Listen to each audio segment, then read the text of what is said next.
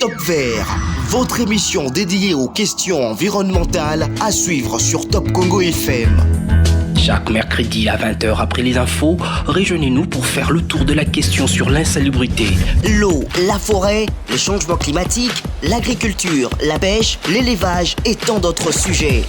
Pour tout contact, plus des 43 81 920 03 687.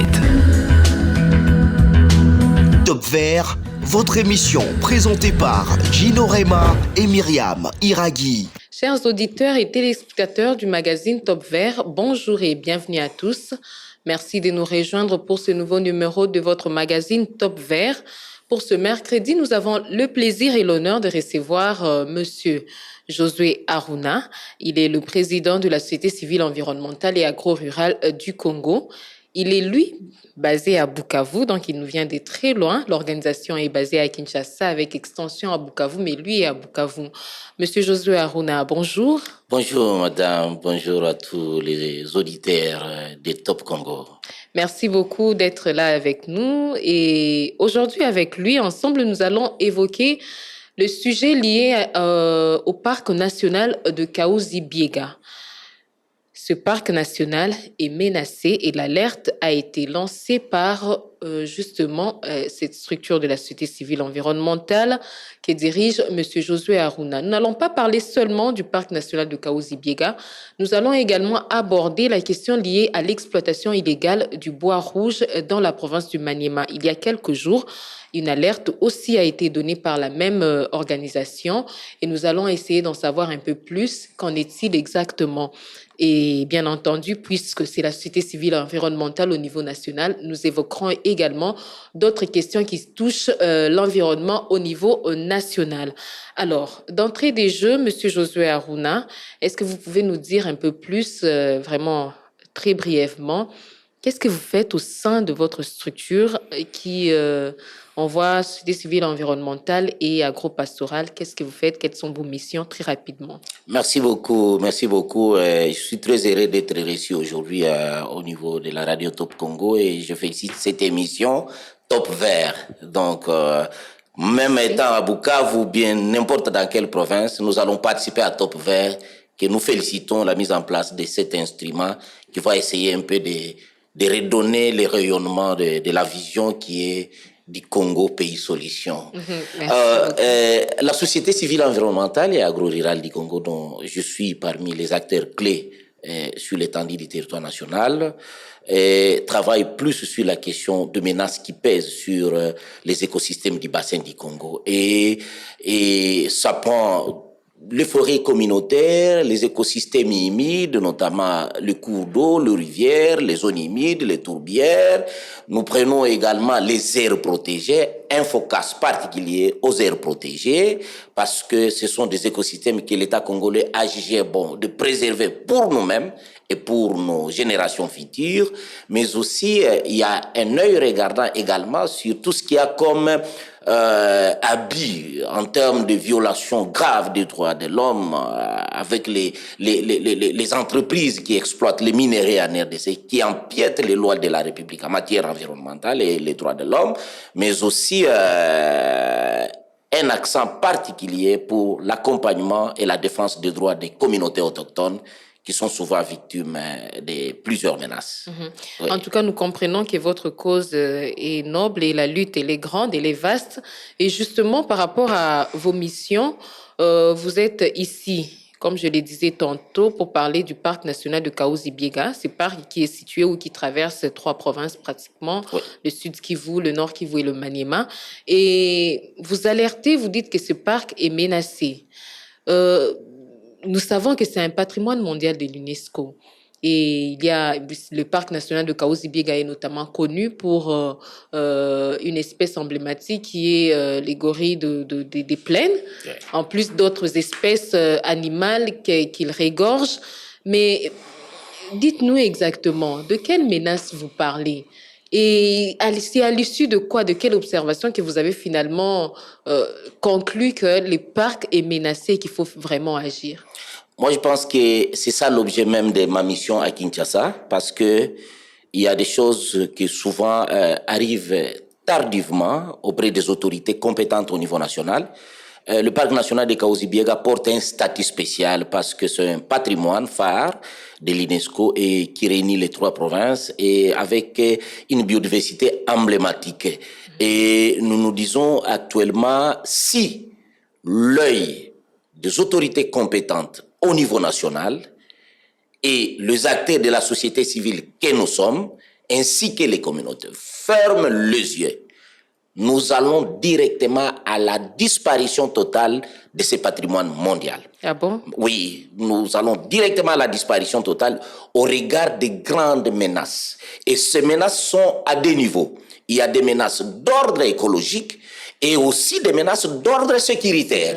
Voilà pourquoi nous nous sommes dit, nous allons nous prendre en charge avec nos propres moyens, aller à Kinshasa nous-mêmes et déposer tout ce qu'il y a comme correspondance auprès des autorités compétentes, en commençant par l'UCSN, mais aussi à tout le ministère des tutelles, le MINETA de l'Environnement, le ministère de Sécurité, le ministère de la Justice, l'Assemblée nationale, toutes les institutions compétentes qui peuvent accepter d'accompagner cette vision de faire toujours du Congo un pays géant, un pays avec la méga biodiversité, un pays qu'on appelle aujourd'hui pays solution. Et donc, nous avons l'obligation de peser de tout notre poids, que ce soit au niveau local et au niveau national, d'arrêter l'érosion de la biodiversité. Parce que aujourd'hui, je vais vous dire, madame, le parc est menacé par l'exploitation minière à l'interne. À l'interne, avec des groupes non maîtrisés. Le parc, aujourd'hui, c'est les Kahuzi-Biega qui nourrit la province du Nord Kivu, notamment la ville de Goma et la ville de Bukavu, en tout ce qu'il y a comme Brest. C'est-à-dire... Oui, mais restons d'abord un peu sur la sécurité, oui, parce qu'on va aller étape par étape. Oui. Puisque la note d'information, j'ai parcouru la note d'information que vous avez adressée justement aux autorités, et principalement à l'ICSN, pour prévenir à l'issue de votre réunion que vous avez eue, il y a l'association Ushiriki qui s'est réunie, le consortium, et vous avez justement levé ces options-là. Mais je voudrais qu'on y aille vraiment étape par étape. Parce que la question sécuritaire aujourd'hui, elle est cruciale. Très bien. On parle de l'insécurité dans la plupart de nos aires protégées. Les parcs, on connaît le même problème au parc national de Virunga. Le parc national de Kahuzi-Biega n'est pas épargné. Dites-nous, insécurité, oui. Qu'en est-il? L'insécurité, pour nous, l'occupation du parc par laitier, qui, pour nous, en tant qu'acteurs de la société civile, ça nous fait peur. Parce que vous savez, la ville de Bukavu n'est pas très loin du parc national de Kahuzi-Biega. Et aujourd'hui, il y a des bandes non contrôlées par le gouvernement qui s'infiltrent dans le parc national de Kahuzi-Biega dans la seule intention d'exploiter le minerai dans le parc.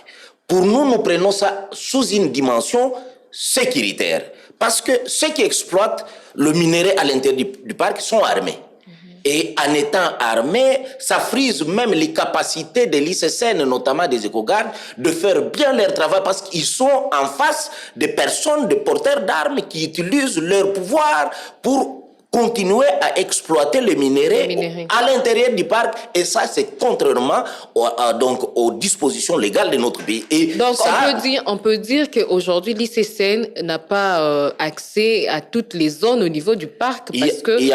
Il y a certaines zones qui ne sont pas contrôlées par l'ICSN parce que il y a cet aspect de la présence de ces groupes qui exploitent les minéraux à l'intérieur et qui fait assez que si l'ICSN il voit il y a aujourd'hui une dynamique. Si l'ICSN il voit pour traquer les groupes armés, on va crier la question des droits de l'homme, alors que le parc est en train de partir.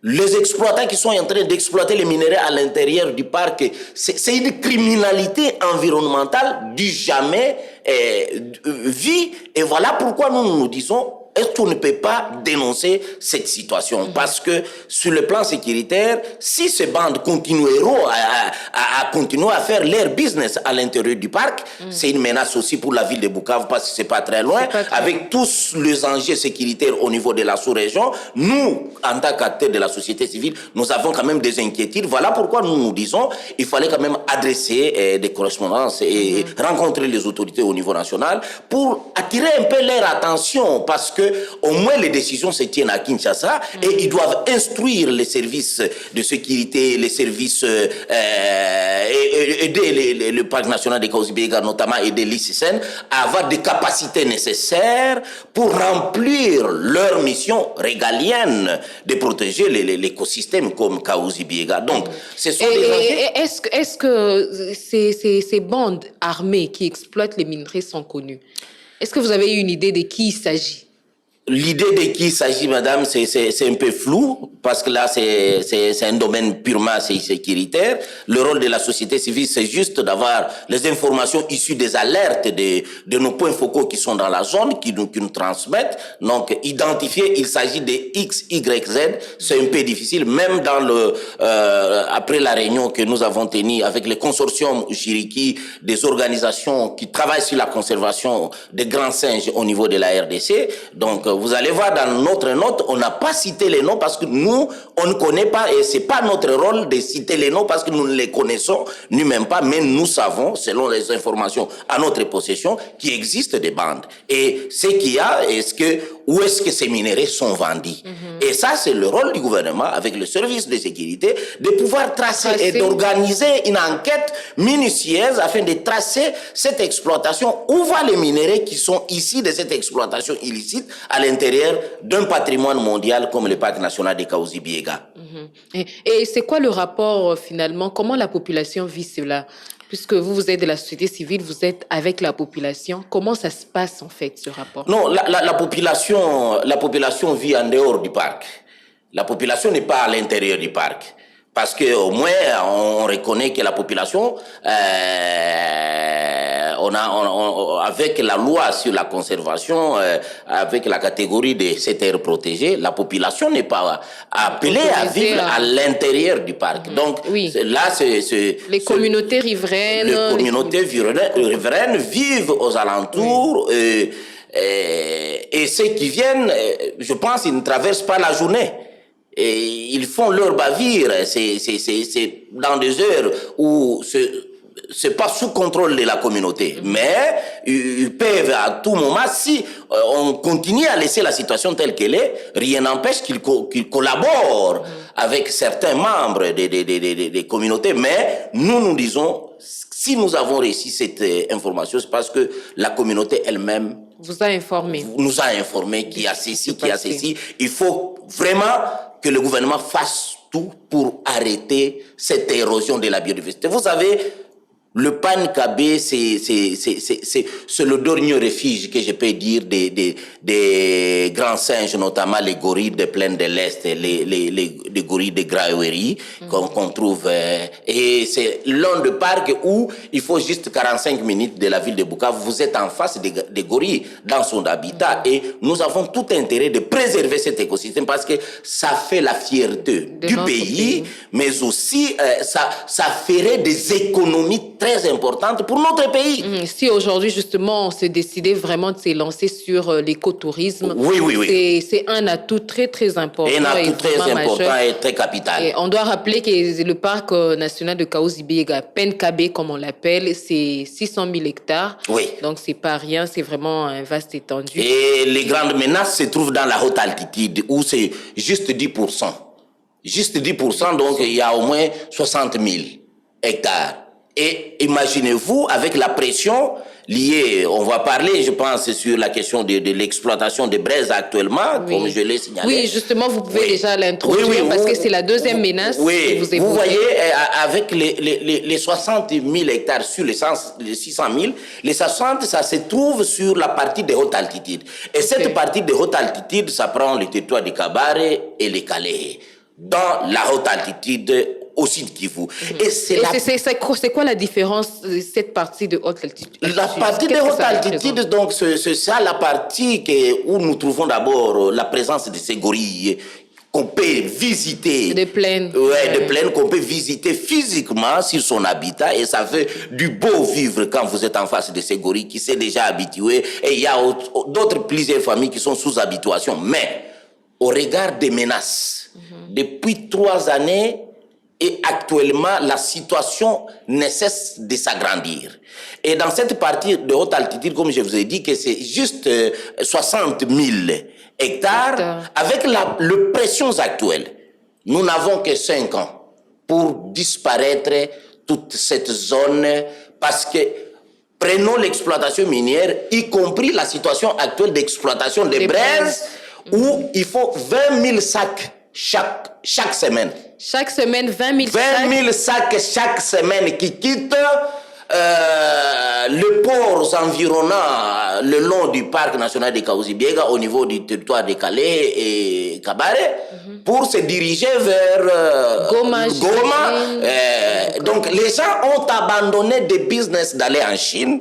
Les gens ont arrêté d'aller en Chine, aller à Dubaï, ça ne fait pas de business. Et aujourd'hui, un seul sac, ça coûte au moins $60 à Bukavu. Imaginez-vous, ils utilisent maintenant toutes les manœuvres pour coopérer avec des citoyens qui sont payés en monnaie d'échange pour aller abattre, parce que c'est ce qu'on disait, les gens avaient tendance de croire que ce sont les peuples autochtones qui détruisent les parcs, alors que les peuples autochtones ne détruisent jamais les parcs parce que c'est leur patrimoine. Et c'est leur patrimoine. Leur mère nourricière, donc voilà. Ils ont l'obligation de le protéger. Ils ont l'obligation de protéger leur patrimoine culturel, leur patrimoine autochtone. Maintenant, ceux qui viennent d'ailleurs, ce sont d'autres communautés, notamment les communautés bantoues, parce qu'un autochtone n'a jamais utilisé une tronçonneuse. Et maintenant, ce sont des tronçonneuses qui entrent dans le parc. Et pour 60 000 hectares, menace de la coupe des arbres pour les braises. Oui. À peu près 20 000 sacs la semaine. Par semaine. Et on a d'un autre côté cet habitat naturel pour les gorilles. Qui est menacé de disparition. Donc, si on voit bien... nous n'avons que 5 ans. Peut-être moins. 5 ans, madame, soit même 3 ans au maximum, si la situation continue telle qu'il est observé aujourd'hui. En tout cas, c'est difficile d'atteindre les 5 ans sans que la partie de haute altitude disparaisse et que l'habitat des gorilles. Et c'est ce qui fait si de ces parcs disparaît. Oui, ça sera quoi la conséquence pour les gorilles, par exemple? Les gorilles ne vont plus exister et vont disparaître. Et on va oublier cette histoire de patrimoine mondial de l'UNESCO. On va oublier. Mais au-delà de ça, les gens oublient que si la ville de Bukavu, aujourd'hui, nous avons de l'eau à boire. En termes de rendement, en termes de services écosystémiques, le parc national de Kahuzi-Biega rend un grand nombre de services écosystémiques. Dire que la majorité des sources d'eau qui quittent le parc, c'est ce qui approvisionne le lac Kivu. Si nous avons la beauté du lac Kivu, la grande partie des cours d'eau qui approvisionnent le lac Kivu, ça vient du parc national de Kahuzi-Biega. Voilà pourquoi nous appelons le parc national de Kahuzi-Biega le réservoir d'eau douce de la sous-région.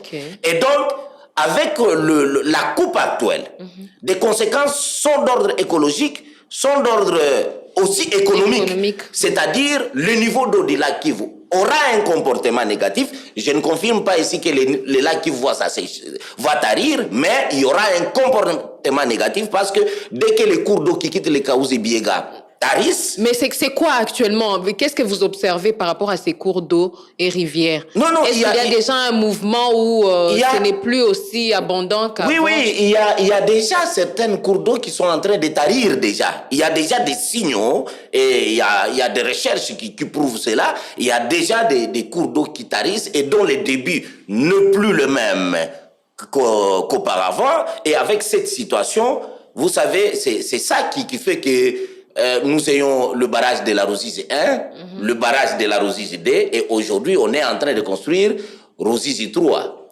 Tous ces projets d'hydroélectricité, ce ne sera que des projets morts. Parce qu'une fois Kahuzi-Biega disparaît, et c'est difficile aujourd'hui que les gens nous disent que nous voulons avoir le développement du Nord Kivu et du Sud Kivu sans approche énergétique. C'est impossible, on ne peut pas faire le développement sans l'énergie électrique. Donc, tous ces projets-là, qui regorgent des millions de gens qui travaillent, qui dépendent des activités économiques liées à la présence de l'énergie, seront des projets morts et je ne sais pas dans quelles conditions socio-économiques, au-delà de l'eau que nous avons dans la ville de Bukavu. Parce que même la Régie des eaux est incapable aujourd'hui de fournir la desserte de l'eau dont nous avons besoin dans la ville de Bukavu parce que tous les environnants de Kahuzi-Biega qui se déversent vers le bassin de la Murundu et des rivières ont tari, alors que c'est ces bassins-là qui aidaient la Régie des eaux de nous donner l'eau. Aujourd'hui, c'est devenu une panne sèche. La compagnie n'a plus les capacités parce que il y a la nappe aquifère qui a été affectée par le tarissement à cause du déboisement accéléré autour du paysage Kahuzi-Biega. Donc, si on ne prend garde, c'est vraiment une situation catastrophique qui attend la ville de Bukavu. C'est une catastrophe. C'est une catastrophe, de plus même une catastrophe humanitaire. Oui. Mais malheureusement, ce n'est pas tout. Au-delà de ces problèmes, de ces menaces, il y a aussi le problème des conflits intercommunautaires que vous avez évoqués.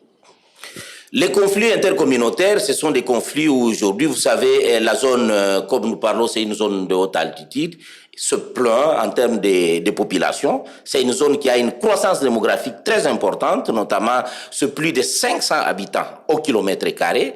Et dans cette zone, vous savez, la majorité de ceux qui n'ont pas les terres, ce sont les peuples autochtones, parce que ce sont des gens qui vivaient à l'intérieur du parc, mais après la création du parc, l'État congolais les a obligés de quitter le parc. Et parmi les plaidoyers que nous menons jusqu'à actuellement, c'est amener l'État congolais à donner la terre à ces communautés autochtones. Maintenant, vu que ces peuples n'ont pas de terre, et ils sont en train donc, il y a un dispositif de conflit qui existe déjà parce que un peuple sans terre et les autres qui ont l'accès à la terre, et ça crée vraiment des frustrations au niveau des communautés et certaines communautés qui continuent à revendiquer, et ils ont quand même raison. Voilà pourquoi nous amenons l'État congolais. Il y a un mécanisme qui a été mis en place entre l'État congolais, les acteurs de la société civile que nous sommes, et aussi le partenaire technique et financier, où il y a une feuille de route qui a été définie,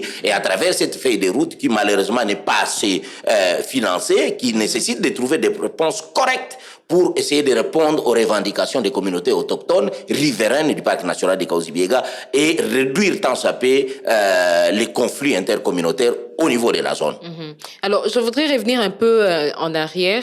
Est-ce que finalement, tout ce qui est en train de se passer, exploitation avec les bois, les minerais, est-ce qu'il n'y a pas non plus risque de quoi sur les plans sanitaires, avec par exemple des maladies? Aujourd'hui, la province du Sud Kivu est touchée aussi par exemple par la maladie des monkeypox, les varioles de singe. Est-ce qu'il n'y a pas des risques aussi au niveau sanitaire? C'est ça le grand problème que nous avons. Vous savez, quand il y a déjà les gens qui exploitent à l'intérieur, ce sont des zones qui étaient autorisées uniquement aux seuls éco-gardes de circuler dans les cadres de surveillance.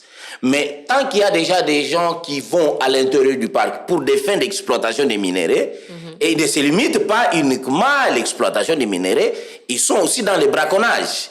Et en faisant le braconnage, ils sont en contact avec certains grands singes. Et c'est ça qui, aujourd'hui, si nous voyons l'apparition des maladies zoonotiques comme les monkeypox, c'est-à-dire il y a eu des gens qui ont été en contact avec des espèces porteurs de ce virus, et ils sont venus dans la communauté, et aujourd'hui, la province est vulnérable de la présence de cette maladie. Parce que les gens ne veulent pas écouter les messages que nous leur donnons. L'habitat a été déjà classé comme un habitat, une aire protégée, un habitat classé par l'État congolais, et les espèces qui y vivent peuvent aussi nous aider à nous protéger parce qu'ils regorgent différents virus qui devraient venir vers nous. Ils restent dans la nature et dans la communauté. La seule condition, n'allons pas là-bas. Laissons seulement ceux qui ont le mandat légal d'aller continuer à faire la surveillance à l'intérieur du parc national et ces derniers ne font pas les braconnages. Voilà pourquoi nous recommandons toujours à la communauté de ne pas vraiment continuer à pénétrer ces zones parce que il y a déjà cet aspect des maladies qui est une maladie très dangereuse. Nous avons demandé à l'ICCN de laisser juste la place au peuple autochtone pour faire leur rite traditionnel, et quand ils sont dans les rites traditionnels, c'est pas pour faire les braconnages. Oui. Donc il y a aussi la question sanitaire qui se pose. Alors face à toutes ces questions, quelles sont vos recommandations? Qu'est-ce qu'il faut faire pour inverser la tendance? Oui. Les recommandations sont à différents niveaux, madame. Notamment à l'endroit d'abord du gouvernement provincial du Sud Kivu. C'est-à-dire au niveau du gouvernement provincial, nous savons, il y a le gouverneur de province avec son gouvernement qui représente le chef de l'État dans l'entité. Ils doivent faire tout. Et ça, nous avons recommandé d'intégrer l'ICCN dans les conseils de sécurité. Parce qu'il y a certaines informations du domaine sécuritaire qui ne parviennent pas directement au gouvernement provincial. Il faut que l'ICCN, qui est la bouche autoritaire... L'ICCN au niveau provincial. Au niveau provincial, qui a le mandat de l'État congolais en matière de conservation, puisse tabler dans les conseils de sécurité afin de donner à jour la situation lors des conseils de sécurité, que l'ICCN soit là, présente. Donc, nous, en tant que société civile et membres du consortium Oshirika, nous avons recommandé cela. Mais aussi, ça c'est d'abord le centre même de la situation sécuritaire, afin qu'au niveau de là, le gouvernement provincial va prendre des dispositions idéales et aussi informer les autorités compétentes au niveau national pour prendre des mesures nécessaires qui vont leur permettre à traquer dans la mesure du possible tout ce qu'il y a comme bande armée et occupation illégale à l'intérieur de leur Donc, il est nécessaire que l'ICCN, qui a ce mandat avec les éco-gardes, d'être suffisamment informé et que les informations dont disposerait l'armée, la police et tout ça lui soient aussi... communiquer ou qu'il soit là pour en être informé. Nécessairement. Ça, c'est important. Oui. Ça, c'était au niveau du gouvernement provincial. Mais aussi, vous savez, le gouverneur, il doit nous aider à signer un arrêté. Arrêté provincial. Quoi? Pour suspendre, parce que la flotte de commerce de Braise, ça se passe sur le lac Kivu, non? Le 200 000 sacs la semaine. Le 20 000 sacs la semaine, 000, c'est beaucoup. Le gouverneur de province a le mandat du chef de l'État. Nous espérons que son Excellence Pouroussi, qu'il a mis en place un ministère de l'économie verte, donc il doit nous aider à accélérer le processus de faire signer un arrêté interdisant toute embarcation de produits qui proviendrait du parc national de Kahuzi-Biega, que cela vienne de Bukavu ou bien aller à Goma, on doit arrêter cette situation. On doit arrêter. Ça, c'est au niveau du gouvernement provincial. Au niveau de l'ICCN, nous lui avons demandé seulement de renforcer son leadership en matière de surveillance. Parce que il doit continuer à renforcer son dispositif, parce qu'il a le mandat légal de l'État congolais pour essayer un peu de dissuader tout ce qu'il y a comme présence de forces négatives ou bien présence de forces qui seraient en train de détruire le parc national de Kahuzi-Biega. Mais aussi, vous savez, le parc est sous un partenariat public-privé aujourd'hui. Oui, c'est la cogestion avec une structure internationale, notamment les WSS. Et comment ça se passe à votre niveau? Comment vous jugez ça? Oui, bon, pour nous avons vu que l'État congolais, presque toutes les aires protégées aujourd'hui sont en train d'être cédées au niveau des PPP, parce que peut-être l'État congolais n'a pas assez de moyens pour mobiliser, à mettre au service donc de la conservation. Nous avons rencontré l'année dernière l'hémicycle, le président au niveau de l'Assemblée provinciale nationale à Kinshasa. Nous leur avons demandé pourquoi dans le budget de l'État congolais, quand vous votez la loi budgétaire, il n'y a rien, c'est presque rien dans la conservation conservation. On a dit non, dans la conservation, on met sur un budget annexe. Et quand on parle d'un budget annexe à l'Assemblée provinciale et donc nationale, écoutez déjà ce que ça dit. Un budget annexe, c'est pas une priorité de prime abord. Alors que nous sommes un pays solution et nous devons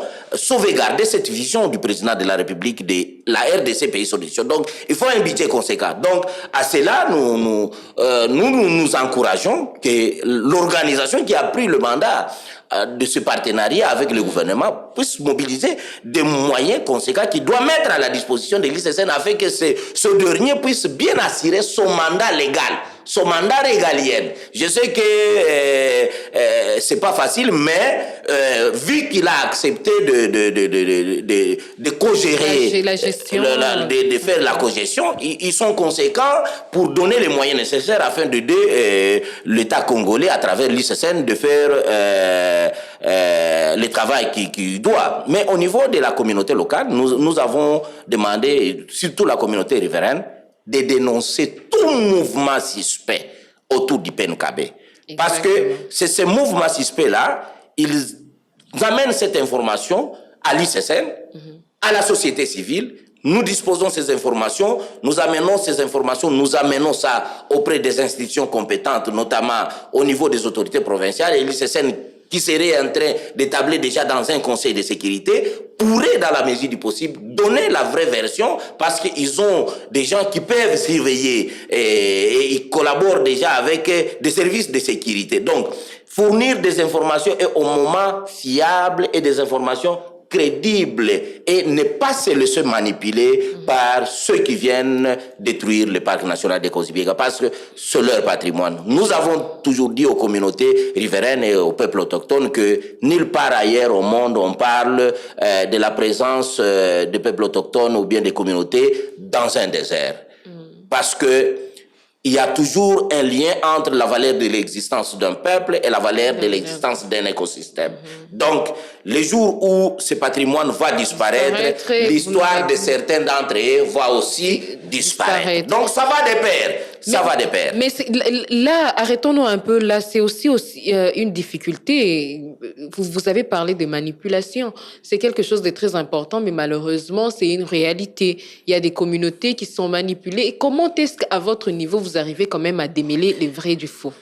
Et en termes de trouver les informations, nous disons, nous travaillons toujours avec cette même communauté. Bien sûr, il y a certaines qui peuvent être manipulées, mais c'est pas tout le monde.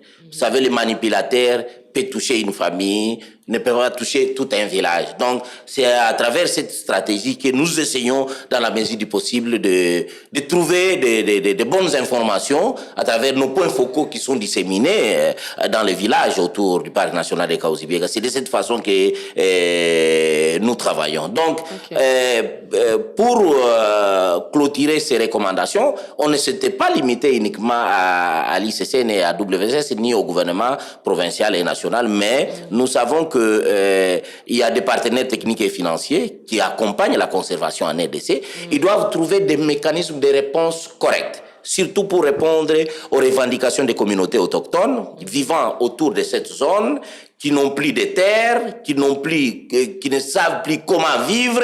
Est-ce qu'il y a moyen de répondre au cahier des charges qui a été mis en place? Et l'État congolais n'a pas de moyens, mais les partenaires techniques et financiers ont le mandat de contribuer, aider le gouvernement congolais à mobiliser des ressources nécessaires afin d'appuyer les communautés riveraines, notamment les peuples autochtones qui vivent aux alentours du parc national de Kahuzi-Biega, qui ne savent plus à quel sens c'est voué. Donc ça, sont des recommandations à notre niveau, mais au niveau national, nous pensons que l'ICSN à lui-même ne paie rien.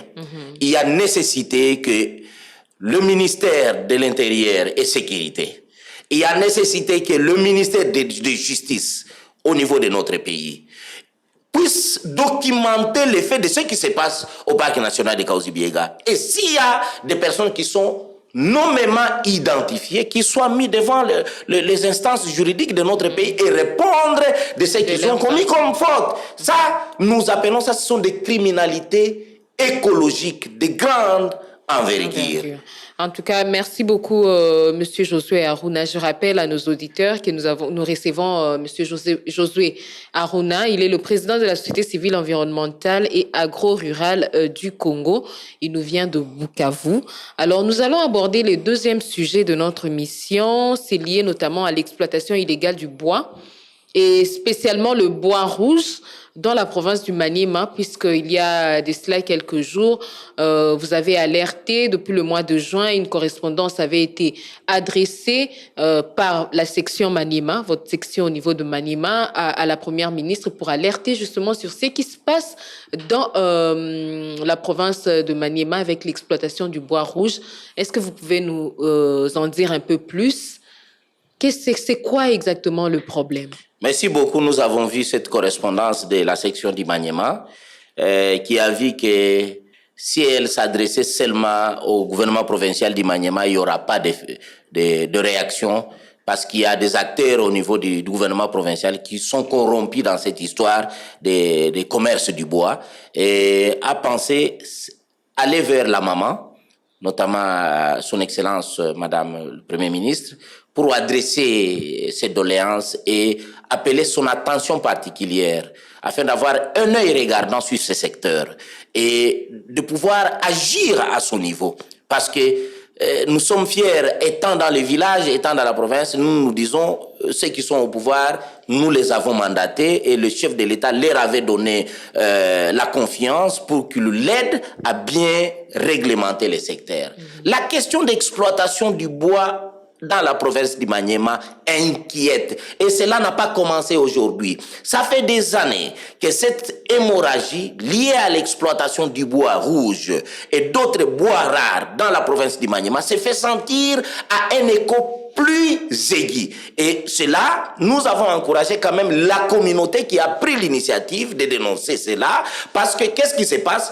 Le coupeur du bois arrive, ils font ce qu'ils vont, ils font ce qu'ils veulent, et aussi et au vu des autorités compétentes au niveau local, au lieu d'interdire, ce sont ces derniers, notamment que ce soit au niveau de l'administration territoriale ou bien des secteurs, et même les services de justice, de la justice congolaise, au niveau de ces entités, sont impliqués dans cette mafia.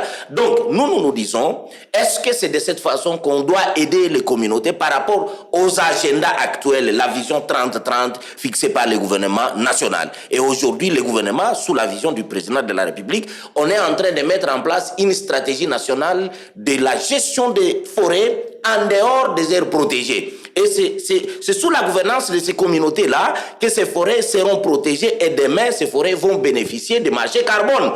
Et on ne va pas faire l'inventaire,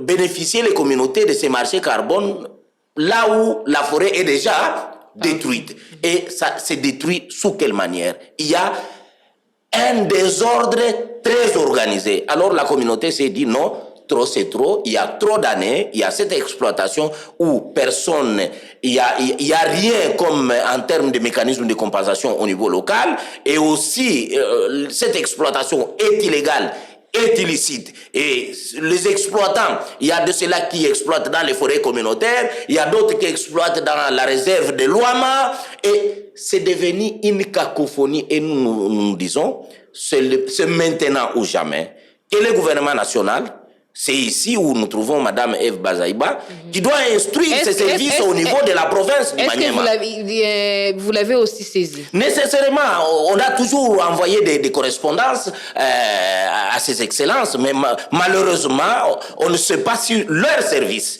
Quand il y a des cris comme ça qui viennent de la société civile, de la base, est-ce qu'ils font parvenir les messages auprès de ces excellences? Voilà pourquoi les gens qui doivent aider les autorités au niveau national, ceux qui s'occupent de la réception des courriers, ils doivent faire attention. Si c'est un courrier qui vient des villages, il faut avoir un œil regardé et prendre au sérieux ces messages et faire parvenir à l'autorité pour qu'ils prennent les mesures nécessaires. Sinon, ça sera de la jungle et une catastrophe malgré les ambitions que nous avons au niveau du pays, malgré les enjeux que nous sommes en train de négocier le marché et des investissements en matière de marché carbone, les forêts sont en train de partir sous l'œil impuissant des autorités locales. Voilà pourquoi nous avons besoin de l'implication de l'autorité compétente au niveau national, d'agir auprès de ces services, que ce soit en province, qui sont aussi impliqués dans cette corruption, et que ce soit au niveau des territoires. Donc, c'est à elles de réagir. Mais comment expliquer que ce bois-là se retrouve au Rwanda? Parce que dans votre dénonciation, justement, c'était signalé que le bois quitte Wamaza, si je ne me trompe pas, pour déboucher sur le marché rwandais et finalement contribuer à l'économie rwandaise. Comment ça se fait? Bon, nous avons vu cette correspondance écrite par les acteurs qui sont à la base. Ils ont adressé, parce qu'ils ont rencontré qu'il y a quand même les commerces de ce bois-là, il y a une finalité. Il y a une finalité. Et nous, en tant qu'acteurs de la société civile, on n'est pas contre le pays voisin, mais nous disons, quand ils veulent investir dans notre pays, qu'ils entrent par la grande porte. Qu'ils entrent par la grande porte et c'est payer tout ce qu'il faut pour faire des business. Voilà ce que nous recommandons. Voilà, au niveau des communautés, ils ont tracé. C'est pas à notre niveau, c'est pas nous qui avons tracé ce schéma. Ils ont essayé de faire des enquêtes. En faisant des enquêtes, ils se sont rendus compte que tout le bois d'œuvre, tout le bois rouge qui quitte le Maniema, avait comme destination, il y avait d'abord la première destination, il y avait les grands ports autour du lac Tanganyika. Et là, ça desservait soit le Burundi, et soit la Tanzanie, et aussi d'autres qui allaient jusqu'à Zambie. Maintenant, ceux qui utilisent la route, la destination finale, d'autres allaient vers le Rwanda. Donc, nous, le schéma de commercialisation, tel que révélé par les dénonciateurs au niveau local, c'est ça qui a attiré notre attention. Nous nous sommes dit, oui, s'il y a ce commerce qui implique le niveau international déjà, il y a quelque part, il y a des économies qui s'organisent de l'autre côté. Alors, est-ce que ici, chez nous, oui, est-ce que c'est légal? Qu'est-ce que la RDC gagne? Qu'est-ce que la RDC gagne autour de ça? Est-ce qu'il y a une traçabilité qui est légalement connue par des institutions au niveau national et au niveau des provinces? Qu'est-ce qui entre dans les caisses de l'État, ni même au niveau des caisses des communautés, au niveau des entités dans lesquelles ces forêts existent? Voilà un peu des questionnements à notre niveau que nous avons quand même encouragé l'initiative entreprise par les communautés. Nous leur avons dit de continuer à faire la dénonciation parce que ce sont des activistes de la nature, ce sont des défenseurs des droits de l'homme en matière environnementale et ils ont le mandat légal de défendre leurs droits en termes de vivre dans un environnement sain et propice, et c'est constitutionnel. En tout cas, merci beaucoup. Je pense que votre message a été entendu. Alors, nous allons nous élargir un peu puisque vous êtes société civile environnementale, donc vous suivez ou vous êtes activement impliqué par rapport à, vous l'avez évoqué plusieurs fois, on parle de la RDC Pays Solutions, nous avons notre potentiel écologique, le potentiel hydrographique, un vaste potentiel à faire valoir. Et comment vous suivez tout cela ou de quelle façon vous êtes impliqué au niveau national, bien sûr, mais plus encore au niveau international pour faire valoir le potentiel congolais et surtout pour que ces potentiels fasse revenir ou capter des financements au niveau du pays? Merci beaucoup pour cette question très capitale. Et c'est ça le cheval de bataille de notre combat au niveau international. C'est-à-dire, notre mandat, c'est aider notre pays. Le président de la République a déjà tracé la ligne d'action RDC Pays Solutions. Et nous nous sommes dit, ça c'est une parole d'un homme d'État qui constitue la vision de toute une république. Et nous devons travailler sur cette vision, tout le monde là où il se trouve, dans sa responsabilité, dans ses limites de compétences. Il doit agir sur cette vision. Et qu'est-ce que nous devons faire, nous, le rôle de nous comme société civile, c'est porter ces messages au niveau international. Au niveau international, de voir la communauté internationale tourner le regard. Et comment nous le faisons? C'est lorsque nous participons dans des grandes réunions de grandes conférences comme la conférence de partis, de grandes conférences comme les conférences sur le climat, les conférences sur la biodiversité. Et là, peut-être, je profite de dire une chose. Nous voudrions, quand il y a l'organisation de ces conférences-là, que la RDC laisse les acteurs de la société civile, donne la chance. On ne leur pas demande les moyens, mais on leur demande de donner la chance plus à la société civile, au mouvement des femmes, au mouvement des jeunes, d'aller défendre l'image du pays.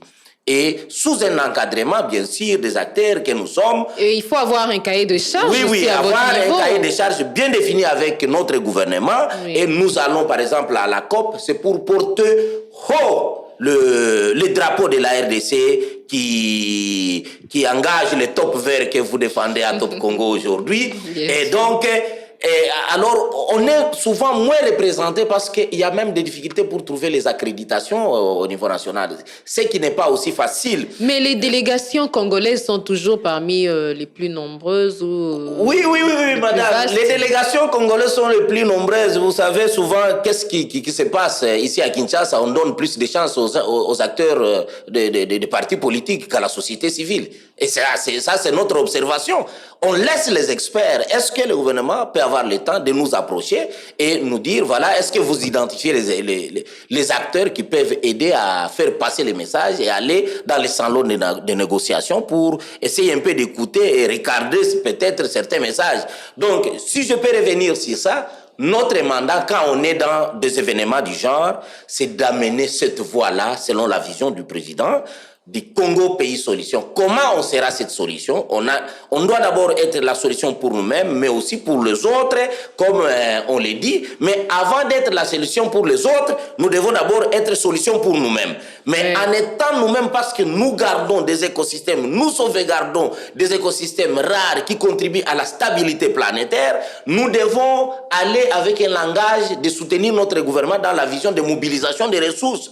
Donc, amener l'État congolais à mobiliser des ressources à travers l'action de la société civile et du secteur privé. Voilà pourquoi nous voudrions, par exemple, la prochaine COP 29. C'est une COP qui table sur les finances climatiques. Nous devons aller voir. Nous avons récemment réalisé des études au niveau de la RDC et au niveau de la région du Kivu sur les difficultés que le bassin du Congo a en termes de mobilisation des ressources financières. Il y a des mécanismes qui existent, madame. Il y a des mécanismes de financement qui sont connus et qui sont peut-être captés par d'autres, pas par nous. Est-ce que ce problème-là continue? Il y a trop de barrières pour accéder au fonds. Trop de barrières, trop de lourdeur. Et notre message, c'est de voir comment, en initiant des actions de plaidoyer, de lobbying au niveau international, pour amener le partenaire technique et financier d'avoir un regard, parce que au-delà après l'Amazonie, c'est le bassin du Congo. Oui, et il faut que les regards soient différents, qu'on soit traités différemment. Voilà, et quand on parle du bassin du Congo, là, on ne peut pas avoir un même regard avec nos voisins du Congo-Brazza ou bien le Cameroun. C'est nous qui occupons le bassin du Congo, avec plus de 60%. Donc, cet aspect-là, c'est un aspect qui doit constituer les messages clés dans nos lobbying au niveau international. Et c'est de cette façon que nous sortons dans des grandes manifestations. L'année dernière, on a amené ici une conférence sur le bassin du Congo. Ça tourne sur la question de l'agroécologie, qui est un mécanisme de résilience pour essayer un peu de compenser à la protection des forêts. Aujourd'hui, nous sommes dans des réunions de discussion avec ces amis-là africains et nous leur disons clairement que l'enveloppe qui serait affectée pour la RDC ne soit pas la même enveloppe qui sera affectée pour le Cameroun, le Congo-Brazza, la RCA, le Gabon. Non. Il faut voir en termes de dimensions. Okay. Il faut voir en termes de dimensions. Et nous sommes en train de les convaincre. Et c'est ça notre rôle, d'aider notre État, d'aider le pouvoir en place, que nous sommes des porteurs de messages, de ce que nous avons comme valeur écosystémique, valeur écologique qui contribue à la stabilité planétaire. Mais nous voulons stabiliser la planète, mais nous avons besoin de moyens pour que nous puissions continuer à bien la stabiliser, mais en aidant les communautés locales et les peuples autochtones qui y vivent, qui ont protégé ces forêts, de bien vivre et d'améliorer leurs conditions de vie. Exactement. Merci beaucoup, M. Josué Aruna. En tout cas, c'était un plaisir d'aborder toutes ces questions, des questions épineuses, des questions vraiment enrichissantes. Alors, merci d'avoir été des nôtres. Nous pensons que ça ne sera pas la dernière fois, c'est la première, mais pas la dernière.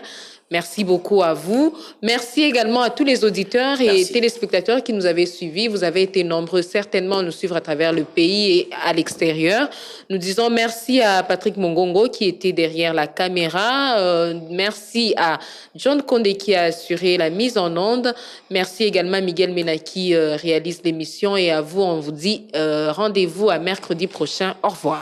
Au revoir, merci beaucoup. Top Vert, votre émission dédiée aux questions environnementales à suivre sur Top Congo FM. Chaque mercredi à 20h après les infos, rejoignez-nous pour faire le tour de la question sur l'insalubrité. L'eau, la forêt, les changements climatiques, l'agriculture, la pêche, l'élevage et tant d'autres sujets.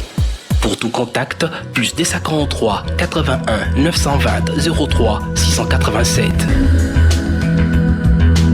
Top Vert, votre émission présentée par Gino Rema et Myriam Iraghi.